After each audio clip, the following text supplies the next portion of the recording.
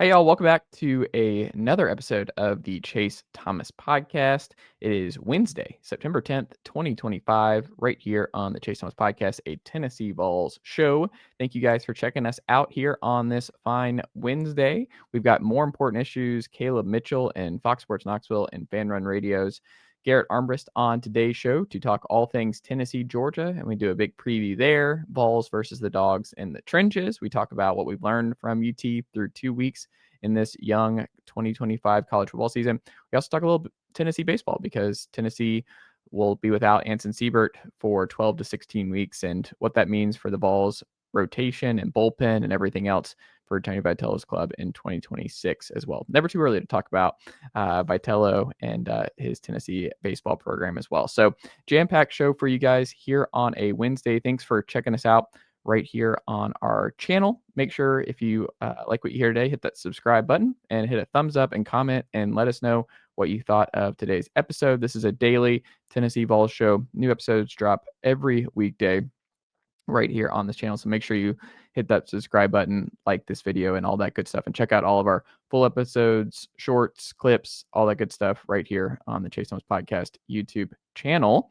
You can also tell a friend, family member, coworker, whoever who's a Vol fan in your life about this show if they don't already know, and tell them why they should check this out as well. So appreciate all of your support. You can learn more about the show at chasethomaspodcast.com and all that good stuff over there in past episodes and all that good stuff. So appreciate you guys checking us out here on a Wednesday and hope you will return for the next one tomorrow. So more shows throughout the week, but hope you guys enjoyed today's conversation with Caleb Mitchell and Garrett Armbrust as we talk all things Tennessee, Georgia. It's Tennessee, Georgia week. So a whole lot of that content coming your way right here on this channel. So appreciate you guys checking us out. And without further ado, Uncle Darren, let's go. The Chase Thomas podcast. My nephew needs me to record. See, I already hate it. I hate it.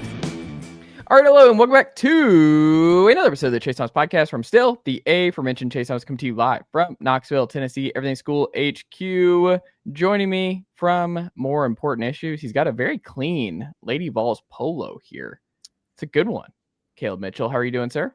I'm doing great. I got home from work just a bit ago, and had to change. Thought I should look presentable for the Chase Thomas podcast. I never want to disappoint. And when I went to absolutely. When I went to look for shirts to put on, it became pretty clear pretty quick which one to wear. I don't know if you saw the news, Chase, before we it broke this afternoon. The Lady Vols soccer have gotten their first #1 ranking in program history. So I felt appropriate. Okay, I thought you were this is Lady Vols basketball. I thought you were about to announce some kind of big update on Kim Caldwell's team. So I was like, did I miss something? I'm like, no. It's soccer season now. Sorry, it's football. It's football season, if you will. I mean, it's always soccer season for you, though. You're a big soccer guy. You were a South Doyle soccer legend, and big ties to the Keys soccer program. So you're a big soccer guy. Yeah, you go to games. South Doyle soccer games, or no, Tennessee. Tennessee. I try to. I don't think I got to go to one at all last year. It's just sometimes hard to get down there. They play Thursday, Friday nights sometimes, and then Sunday afternoons. And then they mix away. I try to watch all of them I can. They're on ESPN Plus, which is awesome. Shout out to the SEC network. There was a year, I think it was Bunny Shaw's junior year. I think I went to like every single home game plus every NCAA game that they hosted, which was awesome. That was a great team. That was a really fun team to watch, but it's a timing thing. Unfortunately. Well, also here for making his Chase Thomas podcast debut, you've heard him, you've seen him on the Chase, my daily show right there on Fox Sports Knoxville and Fan Run Radio, going back to, I guess, May, June, whatever, I guess June, but Garrett's been here from the beginning, but he's never been on this very program. He writes very long columns on X. You can check out there at 4th and Saturday. He's G6 Garrett Armbrust. Garrett, how are you doing, sir? I'm doing good. Appreciate you having me on. Don't have the microphone and the stuff behind me, just in the college apartment complex, but doing the most of what we got tonight. Hey, I mean, you get to kind of relax, you're doing a video show where you're not responsible for anything, man. You're you're a guest. That's good. Yeah, you can relax, man. Like it's being a guest is the best part of any kind of sports media thing, because like you're along for the ride. I guess that's where last night I'm like, wherever y'all want to go. Like I'm just reacting to where you're steering the ship. So glad to have you here on this Tuesday night edition of this very program. To kick things off here, that I wanted to kind of pick y'all's brain on when it comes to Tennessee football and Tennessee, Georgia coming up this weekend. Caleb, biggest thing we learned about Tennessee after the ETSU victory was what? What are you most certain we've learned about this team? Oh, most certain gets more dicey because this is a tough game. We talk about how much we hate it. Outside of just building depth and getting guys game reps, which can never be replicated in practice, coaches have to hate these games too, because you can only learn so much from them. You're playing an opponent that just doesn't match up with you, right? And it's no knock on them. It's just two different levels. Like, it is what it is. I think you learn one thing is you have depth in areas. Wide receiver Darius Jackson, you're like, yeah, all right, might be him. We've got him. Cool. I also think the biggest question mark probably for the rest of the season, and then going into this week, is interior defensive line. I don't know if you learned a whole lot about them, but the one takeaway I have, a little bit of orange goggles on when I say this, but I think you at least saw that those guys belong. This isn't guys buried in the depth chart that, how did they even get here? How did they arrive? Were they late offers that you were just stacking, just trying to get guys in the class? That's not the case. These guys belong. You held ETSU to 47 rushing yards. Is that right? It was low. It was very low. It was under 50. A team that rushed for 392 the week before against an opponent that should match up with them well. So it's a running football team, and you held them to under 50 yards rushing. I think you learn that, hey, maybe we can find guys to kind of fill the void we currently have. I think that's fair. I mean, they definitely bodies in. Isaiah Campbell played a lot more on Saturday, and it's good that they played. Marion Dye played a lot at strong side defensive end because Tyree Weathersby was out.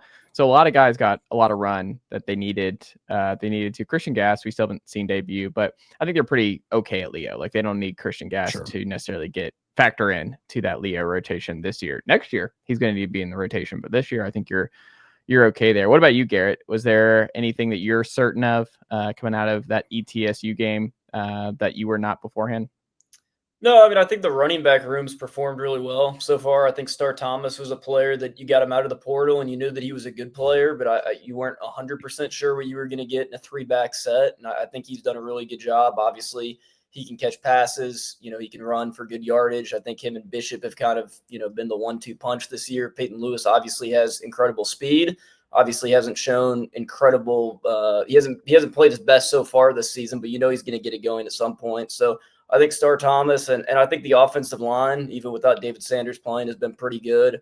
I think Jesse Perry's done a pretty nice job. And I think for a group that had some question marks over the summer, I think they've done a pretty good job through the first 2 games. Yeah, Star Thomas, I think, leads Tennessee in touchdowns and carries, I think, through 2 weeks. So 2023 Dylan Sampson incoming, maybe?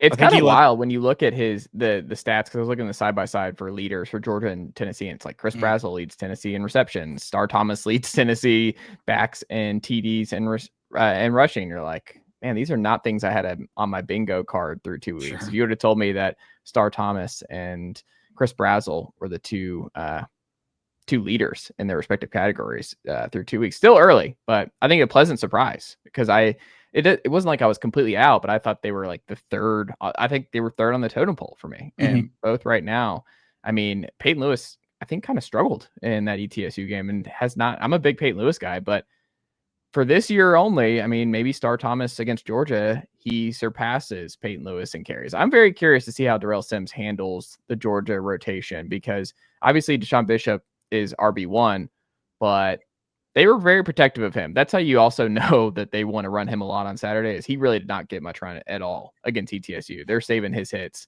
for Saturday against the Dawgs. But yeah, I think the running back rotation has been kind of a surprise for me. I think that was a twofer. I think they were not happy with the drops, and they took a nice. It was an easy chance to say, hey, you're not going to get these touches. Yeah, but also Star's great. We don't want you to, man. Well, and maybe with 3 backs, maybe we can finally. I just want to see, if we're going to use 3 backs, I want to see a 2-back set at some point. just be creative. I feel like you can do so much out of it. Not saying to get into it all game, not even for a whole drive. But I mean, we ran the wing tee borderline at one point. I think for a whole Jesse drive. Perry ran the wing tee in high school. Yeah, that whole first drive, we had two. I don't know. They were lined up almost right over the tackle. It was in that 12 personnel. So you know what? I guess we're getting weird with it. Boo Carter back there with Star Thomas or something. Put Boo Carter combination running back situation where he's doing some pre-snap motion. He's moving around. Like you just got to he's someone to keep an eye on, man. How electric was that punt return? Favorite play of the day on Saturday. Which Making one? 9 guys miss. He had 3. He had 3 that put us in. Well, I'm talking about the one that got to the one, like the punter, ended up tripping him up. Punters are just, they're really robbing me of some Boo Carter touchdowns. Because I have a bet with Shumpert that the over-under before the year of punt return TDs was 2.5, and I took the over. And right now, that one, it took a hit against ETSU. And Heupel, I hold responsible for the nonsense in the first week. So I'm already down one game with Boo Carter not returning punts against Syracuse. But yeah, I'm down bad. We got 10 games to go, and Boo's got to return one against Jordan, make me feel a little bit better. How many fumbles do you have for him? Catching punts. Enough. I'm not doing this. We're not doing Boo Carter slander. Let me just ask you this. That was just because he was playing ETSU, right? He got a little. That there was one that you fair catch that every day of the week in the SEC. You try it out, man. Like you let Boo cook. Let Boo cook, Caleb. Good things happen. He makes the first guy miss. He's one of 2 guys who can do that in Tennessee. Tim and Mike Matthews, the only 2. Okay, the first guy to miss. Let him cook, man. I'll let some mistakes happen because he also might swing a game. Garrett, the biggest reason why the Vols will beat Georgia on Saturday, in your opinion, is what? I would say probably this season, I think the wide receivers are definitely more explosive. I don't think there's any position group that you can look at on this team that you can say has a definite, advantage over Georgia. But I think you can test the Georgia secondary with KJ Bolden and see what Mike Matthews and see what Brazel can do. Brazel looked really good this past weekend. I think he was someone that we were maybe expecting a little bit more out of last season, and hopefully he's made that, kind of sophomore jump here at, not actually a sophomore, but a second season at Tennessee here. And, I think there's a lot of guys in that receiver room that even though, we're not deep in the receiver room, pretty much all of those guys that are going to get snaps have the potential to make explosive plays. And if you're going to beat Georgia, you're going to have a couple of those. Yeah, it's the biggest question to me, Caleb, is the receivers versus Georgia secondary. Like, how do they handle the physicality? How do they handle the flags not coming Georgia's way? Mm-hmm. Like when Georgia's throwing you to the ground on the perimeter, how do these redshirt freshmen who are super talented and Mike and Braylon, how do they handle that physicality? How does Chris Brazel handle the physicality with Dalen Everett on the perimeter? Through 4 years, they have not handled it well, but this is, I think, the most talented group they've had in a couple of years. So we'll see. I mean, that could end up being deciding the game if Tennessee's receivers can get open a couple times where Aguilar can hit them down the field for those chunk plays that we've seen him hit the first 2 weeks. Yeah, the physicality is always Georgia gets away with a lot, and part of it is because they do a little bit of the Rick Barnes method of, are you going to call every foul on them?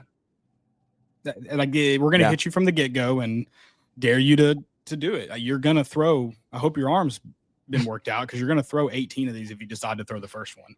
I mean, that's just how Kirby Smart's coached his defenses. And I personally kind of like it. I like it when Rick Barnes does it, so it's hard to hate it when Kirby Smart does it. I wish he wouldn't cry when they come, but that's a different story. Yes, how do they handle the physicality in the pass game? I feel really, really confident about our run block. I feel really confident about the most confident.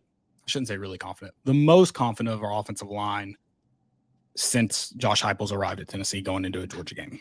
Now I think they have certainly a challenge ahead of them this week, and interested to see how they handle the David Sanders situation. I really doubt he starts. Really, really doubt it if he's available, but I expect him to play. Those guys have all graded well. They've all looked good. I think, especially in the run game. It's going to be really frustrating if Star Thomas or Deshaun Bishop get out into space and our wide receivers who haven't graded great in the run block can't run block. And because I think that's where chunk plays are going to come to. You saw Dylan Sampson. He had, was that a 40-yard rushing touchdown last year? to go up 17-10 or 17-14. 40? I feel like it was long. 30s. I want to say 30s. I could be wrong. It was a long one, which, I mean, a lot of it was he just went pretty much right up the middle. Yeah.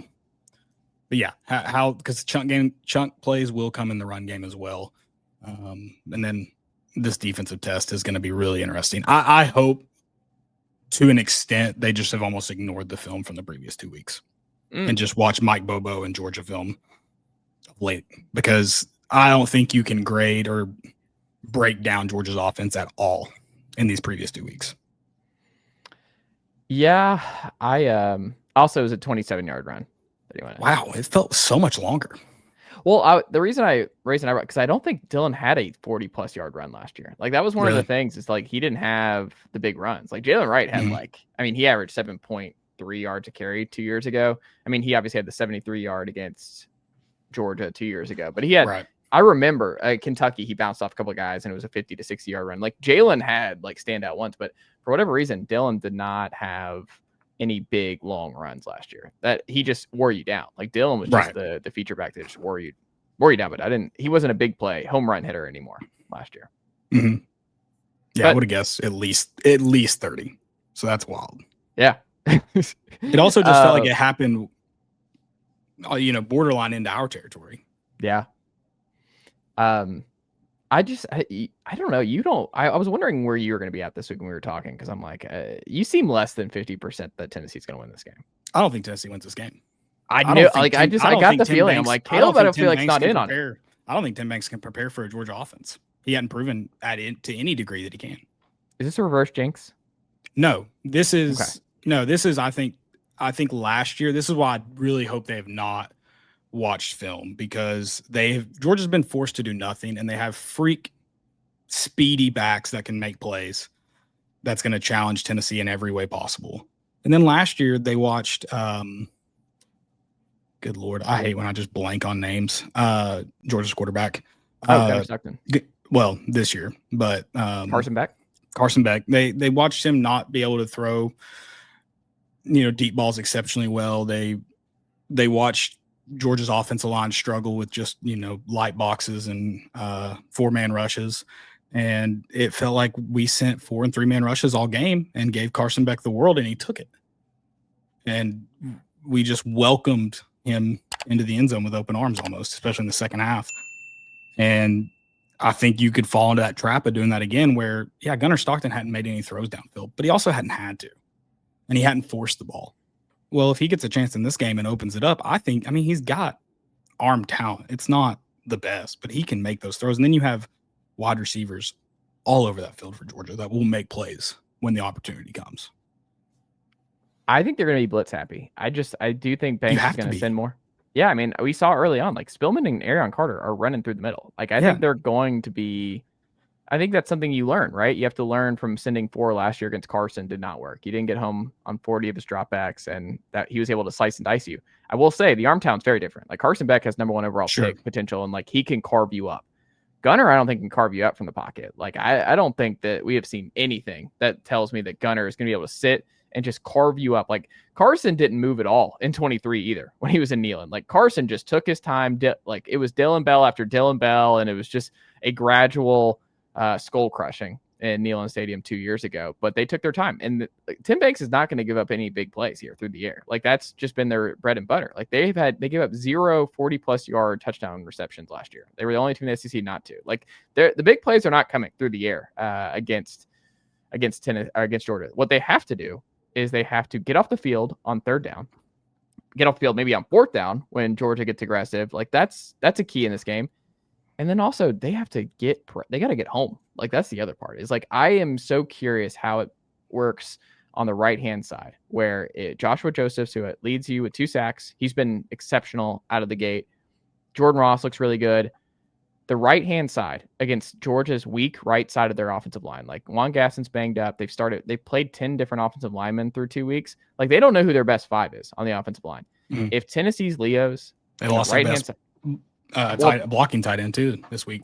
Right. Like I think you have to be aggressive, and I think you have to push these Georgia offensive linemen around because I think this is the most vulnerable they've been in a while, but you have to overwhelm them. You're going to have to send Arion. You're going to have to send Edwin. You're going to have to send these guys to put pressure on them and see how they match up in this big time environment. Like, I think Georgia's not going to play the same 5 offensive linemen this whole game. And I think you've got to take advantage of that if you're Tennessee. Like, you I just don't want to see aggressive. Arion Carter playing safety or going man up on Oscar Delp the whole game and getting beat. I mean, that's what they did. That's not his game. Yeah, and that's not his game. Yeah. It's just, I mean, that was last year. The game was like Oscar Delp and Lucky Lawson, or Lawson Lucky. I always get it backwards. I don't know which one it is, which order it is, but they were just carving up the middle of the field. Like, they were just like, yep, we're going to beat you with 20 yards to Delp over and over again, over the middle. And that was it. I mean, do you think they take any shots on Ty Redmond? I mean, I know he graded out as like the highest freshman corner in the country, but I mean, when you're playing up against those Georgia wide receivers, I mean, and then you have Zachariah Branch. He's their ultra athlete. They're going to throw bubble screens to him. Like, you have to worry about that. He housed one against Marshall week 1. He went like 60 yards on a bubble screen. I know that's against the Marshall defense, but like, there's just so many intricacies that you have to be concerned about when the Georgia offense is on the field. And when you have, 2 of your starting corners out, I know Colton Hood's a very good player, but when you have 2 of your starting corners out, that's just definitely a concern when you're playing an offense like that. Well, I think if I'm Mike Bobo, I'm overwhelming the crap out of that secondary. Yeah. Because they haven't forced a turnover yet. Yeah. And they've had opportunities. I'm challenging them. And I agree with you. Gunnar Stockton does not have the arm talent that Carson Beck, but he's also not a slouch. I mean, he's not even lower tier of the SEC currently. Like, I think when given the opportunity. You don't think he's lower tier in the SEC right now? Bottom tier, bottom 8? We haven't seen him challenge. He's been able to throw checkdowns. He's been able to throw bubble screens for touchdowns. Why would you throw it deep if you were him? I mean, part of it, I think they want him to throw him deep. That's the problem. Like, that's why Kirby, and like, you hear people talk about it, and like Aaron Murray on the film, it's like, he's not taking the shots. Like, there's no confidence there. Like, they're open. They're calling stuff down the field, and he's not taking those shots. Like, listen, I think they want him to take down. I know I'm buying some Georgia propaganda, but I watched an hour and 10-minute long film study with the film guy. Yeah. Brooks Austin. And, is he leaning Tennessee or Georgia? He's very I think he thinks Tennessee has an opportunity. I haven't gotten to watch Tennessee's defensive breakdown yet. That came out today. But I think he's very, from what I can tell, kind of middle of the road. But I mean, he thinks Gunnar Stockton's making the right decisions, and watching the All-22, I don't disagree. I don't know if I agree entirely, because I guess not making the right decisions, but he's making the wrong ones that can still win you games. Can I say, this is just really off tangent, but this is something I was thinking about driving home today, is because Brooks Austin's doing the rounds this week, and I was thinking about, he does a good job, but a great bit, like, I'm a big Shane Gillis, very funny. Like, what if somebody in college football media should do the Dumb Film Guy Network, where you just do an hour and a half, just completely wrong, just spitball, like, what you think this is and what you think's actually happening, with no background in film study, like, no expertise whatsoever. I would watch an hour of that. Like, I'd watch, if you can make it funny, where you're like, yeah, this guy, I think this could be a really great idea that I hope somebody runs with, because a Dumb Film Guy Network, where just this guy just breaks down film incorrectly for an hour and 15 minutes at a time, would be fantastic stuff. I would watch every second of it. So you didn't see the Twitter thread of someone breaking down the Star Thomas touchdown, did you? No. Oh my gosh. They were convinced that Joey Aguilar just missed Mike Matthews. In the end zone. And he was wide open in the end zone. He was also at least his second read. It was definitely not his first, and he gets forced out of the play. It was you have to go about it in a satirical way. Otherwise, it would be obnoxious. Like, I mean, every time someone responded to it, I want to throw my phone. I'm just like, quit breaking down film. I would never break down film. I might do the Dumb Guy Network idea, because my understanding of football is very, very juvenile. Like, I have an understanding, but I could never break down film ever. Yeah. It'd be great. Like, pause on Ethan Davis's face. Be like, here's where Ethan Davis did not want the football. Was like right here when he turned and you. That's classic. It's classic 11 person. No, it would be great. Well, then you can get into. He should have thrown this backside post, and he's just turned away from the field. He's got to know he's open. Just press X, for God's sakes. It's 4 verts when I've seen it. 4 verts never let me down in the video game. Why? Where's HB wheel at when you need it? Dude, the wheel route's money. Love a wheel route. It's kind of in this Tennessee offense. Star Thomas is a wheel route guy, Garrett. Yeah, I mean, what could go wrong in a wheel route, right? Nothing. Nothing. It's wheel route. Nothing at all. Yeah, nothing at all. There's nothing. I mean, hey, You know what a wheel Florida route spammed is. the wheel route for an entire game to beat Georgia with Kyle Pitts. Like, they threw that over and over again. Like, Kyle Pitts was a wheel route menace. Like, I don't think there's a better player in college who with the wheel route who is more unguardable than Kyle Pitts. You can talk Josh Heupel. Yeah. You can talk Josh Heupel into a wheel route. You know what it is? It's just a longer version of a bubble. And he loves bubbles. He loved them more last year, though. Like last year, especially, where Squirrel would just fall down in the bubble screens. And then, but now he's got a running back that can do it. True. Are you kidding me? You just reminded me of that was so Southern the way you just did the you kid me. I just like it was like a Matthew McConaughey blend of like the guy from not No Country for Old Men, the Hell or High Water movie. What was his name? Ben Foster, I think is his name. Do you know who Ben Foster is, the actor? I know Hell or High Water. I'm really bad at actors. Chris Pine is one guy. Yes. The other one's Foster. Okay. Yeah. Great movie. Yeah. No, Hell or High Water is a instant rewatchable. 100%. It's in the rewatchable category. Have you seen it, Garrett? No, I'm not a big movie guy. Yeah, you don't. Yeah, it's just you and Shump, kid. Like, just absolutely no movies, no cultural references at all. Is Hell or High Water a Coen film? Yes. Coen Brothers film? Any Coen Brothers, Garrett, just turn it on and watch it. It's phenomenal. Yeah, I'll have to check it out. I'm more of like the 24/7 sports is always on my television type of person, but I need to expand my horizon a little bit, I guess. Also, it wasn't Coen Brothers. It was David McKenzie. Why did I think it was Coen Brothers? It has the pacing of a Coen Brothers film. What did they do that's kind of like that, though? They did No Country for Old Men, and it has a similar pacing to No Country. That's why I thought it might have been the Coen Brothers. Yeah. They did something else. Coen Brothers are great. But yes, Garrett, you can Coen Brothers, you can't really go wrong. All of them are pretty great. Like Hail Caesar was great. It's kind of forgotten about, but that is neither here nor there. Garrett, are you at all concerned? We want to talk some baseball here real quick.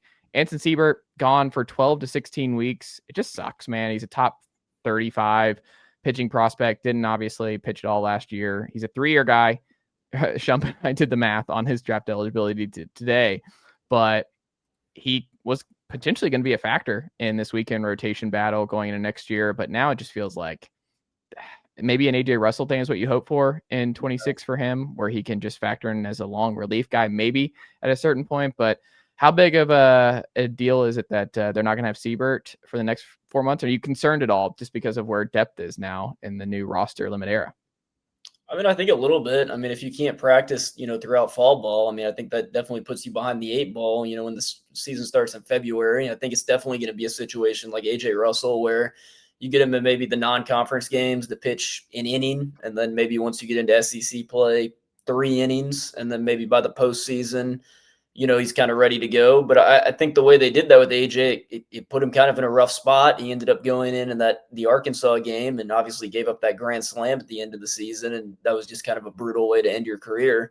But I mean, I think the depth, I think it's going to be a little bit deeper than last season, but you still have some question marks. I mean, does Arvidsson come in? Is he going to be a starter, or is he going to be a long relief guy to the bullpen? Obviously you get Mack coming in, and then you have guys, like Teagan coming back, but I think there's still some question marks in the bullpen. And I think, you're going to have maybe one of those bullpen guys move up into a starting rotation on the weekend. It's going to be a little bit different though, because these Tuesday night games, now you're not going to be able to funnel in as many guys as you were before with a smaller roster.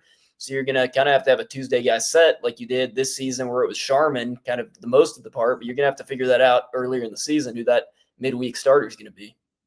Do you agree, Caleb?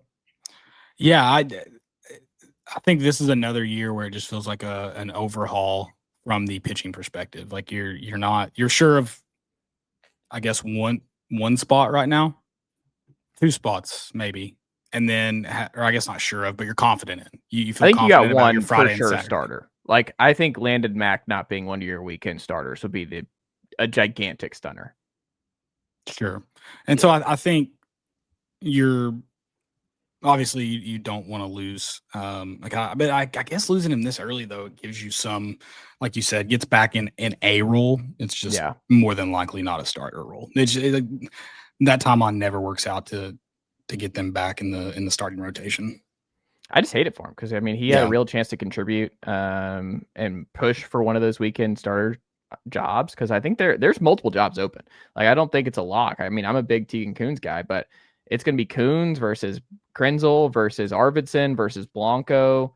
There's a lot of, and it was, I would have thrown Appenzeller, obviously the true freshman coming in, top 50 player, top 10 player, along with Seibert. So I think it's a lot of talent, just a lot of unproven talent in that spot. But I mean, Blanco was obviously fantastic on a College World Series team 2 years ago, but last year didn't go.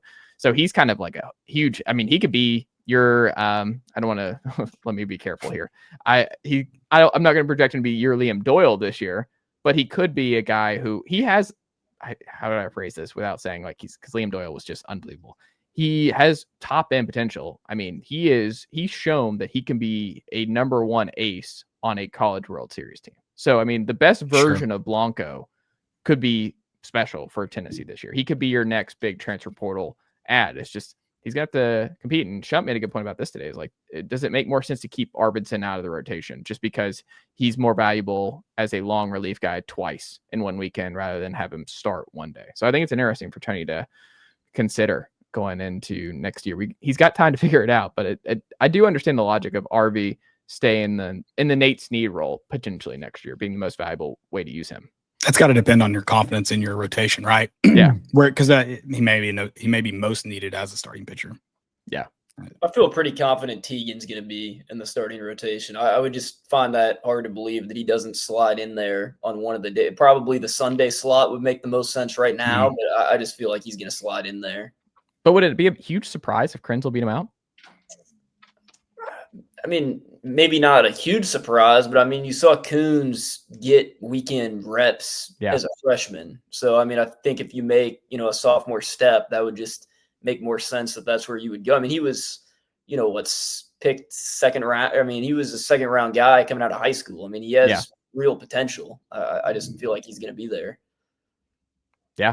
I'm very, very fascinated to see how Frank Anderson handles this group next year. It's a lot of talent, but it's a lot of mouths to feed, like it's just a lot of top end talent. You're interested because it's similar to Rodney Garner. It's like he's got a track record of always figuring it out. So you're not questioning as much as just what happens. You're wondering I'm how not it worried about out. what the results are going to be.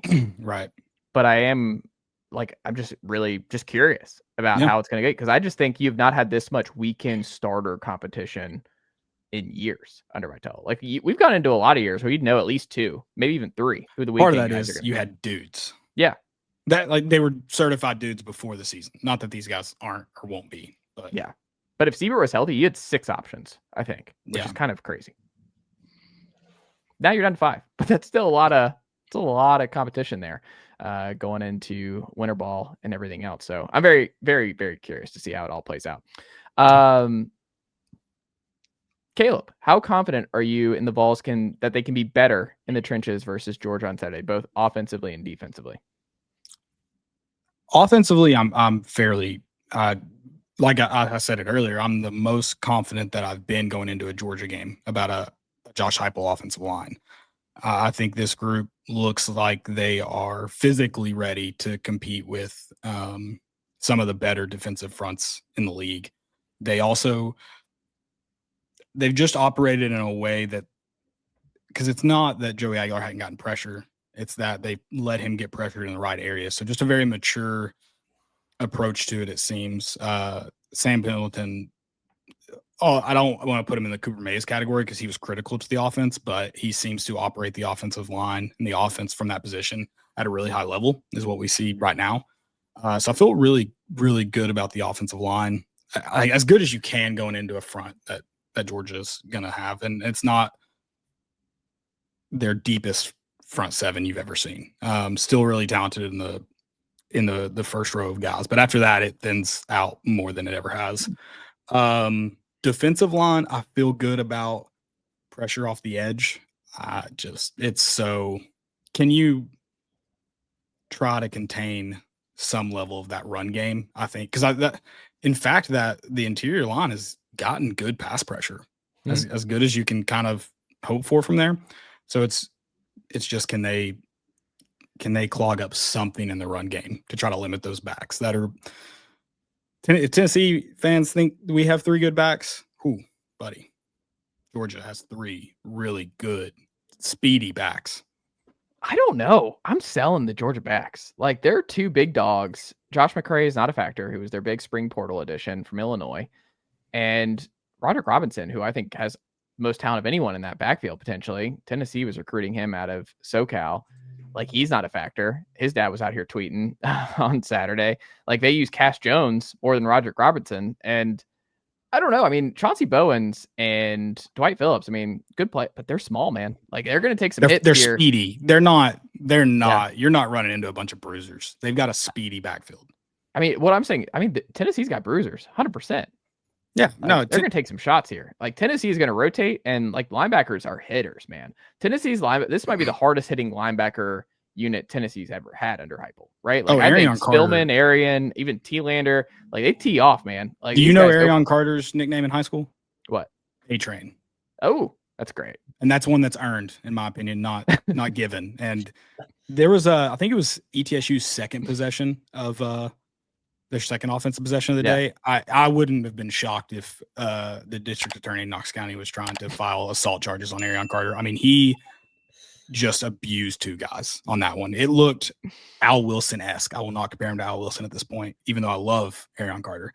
Got a long way to go. But I mean, just mean football.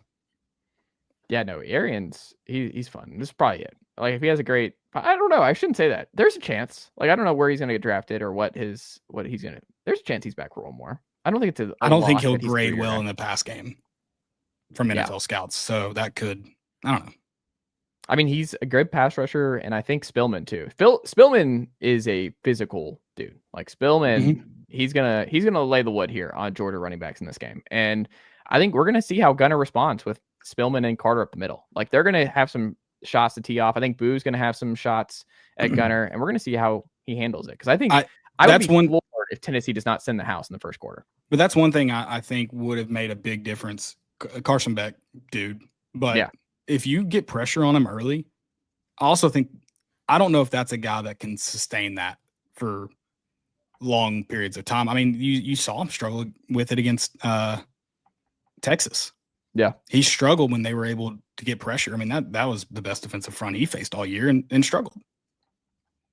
Yeah, I think that's fair. Are you as optimistic about Tennessee in the trenches as I am, Garrett? Yeah, I mean, I think offensively we've seen. I mean, I think offensively I agree with Caleb. I think it's the best offensive line we've had since Heupel in 2021 going up against a Georgia team. I mean, it'll be interesting to see what Sanders does if he plays at all. I don't think it's fair to have him start his first game as a true freshman against the Georgia defensive line. But at the same time, you know, you signed a 5-star offensive tackle to play these type of games. So I would at least like to see him get in some snaps. I think, you know, the defensive line, that's where you win the game or you lose the game. Like Caleb said, if you can't protect against their offensive line, they're going to run the ball down your throat. There's going to be 6, 7, 8 minute drives where they result in touchdowns. And that's just you're not going to be able to win a game like that. I think offensive line, I think they can compete with the Georgia defensive line. I think the D line is just what's really going to matter for Tennessee. I feel that's the weirdest part to me is I feel really good about Tennessee's trench play in this game. Like, I think this is the closest they've been to Georgia with Georgia bodies. And they're going to rotate. I wish they were a little bit healthier on the defensive line. Like, if you had David Hobbs in this game, I'd feel really good. You need Nathan Robinson to stick it out. You need Nathan Robinson to stick it out. But, like, if you had just your 4-man rotation in the interior, it's just Hobbs, Robinson, Eason, and Moy. Like, I think they're going to cause a whole heck of a lot of havoc with this Georgia interior. Because I just think I think Tennessee's defensive line could smell blood in the water here because I really don't believe in this Georgia offensive line at this early point in the year. How do you think Tim Banks will fare against the third down? Because I think one fault in Tim Banks' plan happens against teams like this, where it's 3rd and 8, 3rd and 14. Yeah. We can give up the first 6 yards. The problem is when you have playmakers catching the football, you also have to keep them from catching the football. I mean, that's why I think it's important for Zachariah Branch. Y'all brought it up. Like, I think Boo has to be on Zachariah. Like, I think he's the one who has the best chance of sticking with Branch in the slot. You move him down, you slide him down, you move Jalen McMurray over to Dylan Bell. I think I like that matchup between the two of them. And then I have Colton Hood on the other side with Noah Thomas and Colby Young. Like, I feel pretty good about that. Like, I think Tennessee's probably okay in that scenario. But like you said, like, the tight end part of it too is like Arion has to be really good in pass coverage in this game. Like, Arion, Spillman, and T-Lander, I just don't feel like is going to be someone who's good in space. I think Aaron Carter has to be good. I think the safety help he has to be good because he's just not going to be able to defend over top. It's not in his game. He can get underneath and be physical, and we've seen it. He can catch a football when it's thrown underneath to him. But he's not going to defend a guy over top. He's not going to be able to get on Delp's hip and knock a ball loose like that. If it's a they found like different ways to beat you, right? Like because Oscar Delp and Lucky beat you last year, right? Like that was just the double tight end situation that Tennessee did not have answer for. Mm-hmm. But they actually shut down Brock Bowers a couple of years ago.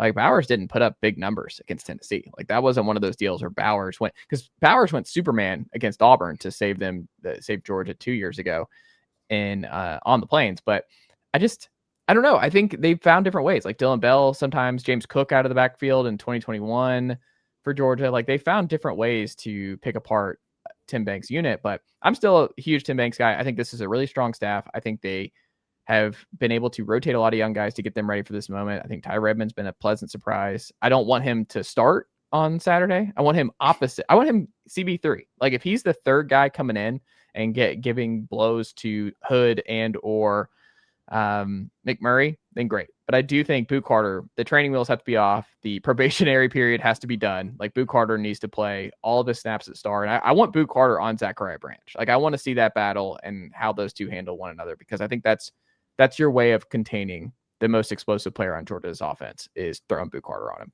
Not to hijack the host role, Chase, but I do want to ask, can this defense go man-to-man for extended periods of time? I mean, they don't really do that, though. They do zone. Like Banks loves doing zone. So I don't feel like they're going to do a bunch of press man on the outside. Do you think they can blitz effectively? And so, I mean, my part of that is I think you have to be willing to blitz with man. I think you can keep a safety over top, one safety, but I think you have to be willing to blitz man on. 100%. I think they're going to have to. I mean, they're going to have to blitz. Like, I just don't think you can get home with the four that they're going to send most often. You're going to have to send Carter, and one of the Carters, and then Spillman a lot in this game. Yeah. And I think you have to be willing to go man, especially on that tight end. Like you have to be willing to go man up to try to slow that throw down. And hands up, like deflections, all that kind of stuff. You need to be. My goal is like first quarter. I don't want to see a man up for 60 minutes. By the way, that would lose you a football game. Do not go Georgia on this and man up for 60. I want to get in Gunner's head in quarter number one. Like I want Nealon's rocking, checker Nealon. Like I want Carter and Spillman and Boo on the like. I want them shooting out of there like a cannon. Like I want you to see how Gunner Stockton reacts to pressure in his face and on the biggest stage of his career thus far. If he burns you once or twice, all right, we go back. We learned our like he's got a little bit more juice and moxie than we thought. We'll back off a little bit. But you need to see how he reacts when he gets punched in the face by Edwin Spillman on 2nd and 6, and he just comes flying and he's like, "Oh my god!" Like this is very different than Austin P and Marshall. Like I want to see how he reacts in that moment because we have no idea how he's going to react in that moment. He might fold, and if he does struggle in this context, like Tennessee's got a really good shot to win this game. How many turnovers do you think you would have to like win in the turnover margin to win this game? Like I think you have to win the turnover margin by 2 if you're going to win this game. I think if you win by 2, you're definitely winning the game because I think that a lot went right for you if you win the turnover margin by 2. Yeah, I'll take 1, but if you lose turnover margin, no chance of winning this game. Yeah, exactly. I don't think you can win it if it's neutral. Like, I don't even think. Yeah, I won't say. See, I won't say no chance because I was talking with someone about that Joey Aguilar throw, and I think it's a bad throw on 1st and 10 to Mike Matthews. Not against ETSU. Chuck it up there, let your dude make a play. But against Georgia, that's not a bad against any SEC opponent. That's not a bad attempt on 3rd and 10. Because if they catch that football, if they get the ball at the 1, like it's an arm punt. Yeah. So I think there's ways you could lose the turnover battle, and it not matter. I think not like even lose is tough. Go even is probably the better way to say that. But you also have to win it in the right or lose it in the right areas. Right. And I think, and that's an example going back to Aguilar's point. Buddy, jump on the football in your own half, in the opposite red zone. Take the loss, play the next down, live to punt it if you need to. Speaking of, I kind of wonder because they had Satterwhite get reps at center with the 1s on Saturday. Like it was Pendleton who had the bad snap on Saturday. I also do want to note Gunner Stockton has started in a college football playoff. Yeah. Okay. You just said the biggest game of his career. No, this is a much bigger game for him career-wise. Going to Neyland, like they were playing with house money at that point. Carson got injured because he started against Notre Dame and like did not go well for Gunner and the Dawgs in that spot. But it was a neutral site. I'm saying I guess I should say his biggest road game in his career. Okay, you can lose this and still have a very successful season for either team. Ooh, I don't know about that. You can. If Georgia loses this game, they're not making the playoff. Like, go ahead and lock that one up. They're not making the playoff. The schedule's too tough. Like, they're just not getting through that schedule unscathed a couple more times. Like, they still got Ole Miss, Texas, and Alabama at home. Still got Georgia Tech, who's gave them all sorts of problems last year. They got real. This is a tough schedule for them. They dropped this one early. They're beating going 9-3 at home in a revenge game. They're beating all three. I don't see it, man. Yeah, I don't know. Obviously, it's much more important for us to win the game than it is them. That's you, especially with it being at home.